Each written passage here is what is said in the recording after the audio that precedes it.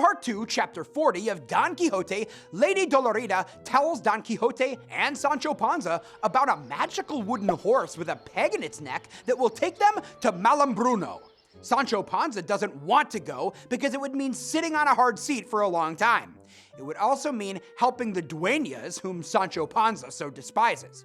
He eventually agrees to go after Lady Dolorita tells of the sad and lonely life affecting all the ladies-in-waiting born into their position. In Part 2, Chapter 41, the wooden horse is brought into the garden, and Sancho Panza is finally convinced to climb aboard, and Master and Squire are blindfolded. All manner of tricks are used to make the men think they're flying through the sky and close to the sun before the fireworks stashed inside the wooden horse are ignited. Don Quixote and Sancho Panza fall to the ground, and everyone watching in the garden pretends to faint. Sancho Panza tells everyone that he was able to peek under his blindfold and see how high they were flying, then says he actually hopped off for a while to romp with some goats. Out of earshot of the others, Don Quixote tells Sancho Panza that for him to believe Sancho's visions, Sancho must also believe what I think I saw in Montesino's cave. It's hard to say why Sancho Panza tells everyone that he cavorted with goats in the clouds.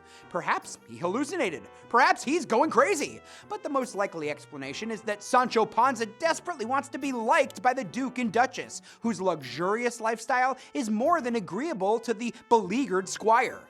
Sancho Panza doesn't care what he has to do to continue living in the lap of luxury, even if it means acting like he too is insane. Yet these lies don't mean he's an idealist. He's more of a realist than ever, recognizing exactly what he needs to do to secure the favor of wealthy nobles.